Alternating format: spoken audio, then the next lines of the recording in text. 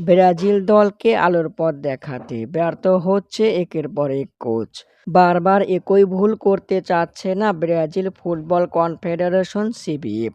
২০২৩ সাল থেকেই আনচেলত্তির পিছু ছুটছে সিবিএফ।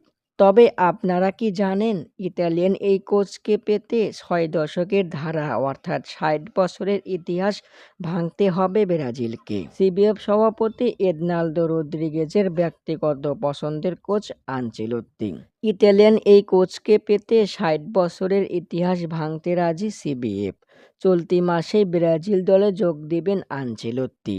আগামী ২৫শে মে বা তার আগেই নিয়োগের ঘোষণা দিতে পারে সিবিএফ। তবে ব্রাজিলের বিশ্বকাপ জয় কিংবদন্তি ডিফেন্ডার কাফু মনে করেন ২০৩০ বিশ্বকাপের আগে আনচেলত্তিকে নিয়োগ দিলে ভালো হবে। তার মতে ২০২৬ বিশ্বকাপে দেশি কোচদের সুযোগ দিয়ে দেখা দরকার সিবিএফের। তবে আমার মনে হচ্ছে দেশি নয়, আনচেলত্তিকে শেষমেশ নিয়োগ দিবে সিবিএফ।